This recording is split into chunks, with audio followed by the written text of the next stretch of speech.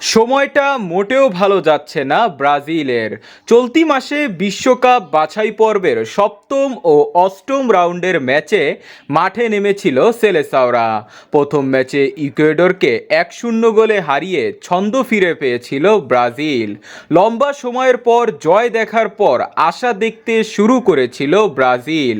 তবে 9 বছর পর প্যারাগুয়ের বিপক্ষে অপ্রত্যাশিত হারের পর আবারও ছন্দপতন হয় ব্রাজিল।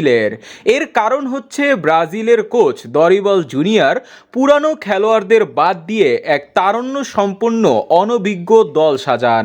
এতে হিতে বিপরীত হয়ে গেছে।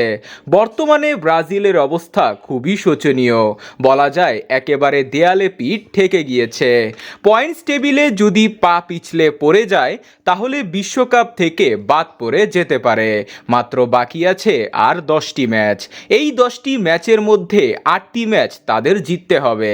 বলা যায় সবগুলো ম্যাচই তাদের বাঁচা মরার লড়াই। এমন অবস্থা থেকে ব্রাজিলকে উদ্ধার করতে ব্রাজিলের দলে ফিরছেন 5 তারকা ফুটবলার, যাদের অবর্তমানে ব্রাজিলের আজ এই অবস্থা। লম্বা সময় ধরে ইনজুরির কারণে মাঠের বাহিরে আছেন নেইমার জুনিয়র। কবে মাঠে ফিরবেন নেইমার? কবে ফিরবে ব্রাজিলের সুদিন? এমন প্রশ্ন প্রায় প্রতিটা ব্রাজিল ভক্তদের মনে রয়েছে। তবে নেইমার বর্তমানে ইনজুরি কাটিয়ে সুস্থ আছেন। মাঠের ইনজুরি কাটিয়ে ফিরছেন দলে। তার সাথে দলে ফিরতে চলেছেন রিচার্লিসন ও গ্যাব্রিয়েল জিজুস।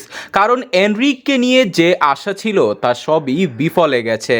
কাজের কাজ কিছুই করতে পারেননি তিনি, উল্টো তিনি অফ ফর্মে চলে গেছেন। তার সাথে এবার ভিনিসিয়াস জুনিয়রের ব্যাকআপ হিসাবে দলে ফিরছেন আর্সেনালের গাব্রিয়েল মার্তিনেল্লি আর্সেনালের হয়ে ভালো ফর্মে রয়েছেন। মধ্যমাঠের নেতৃত্বহীনতায় ভুগছে ব্রাজিল।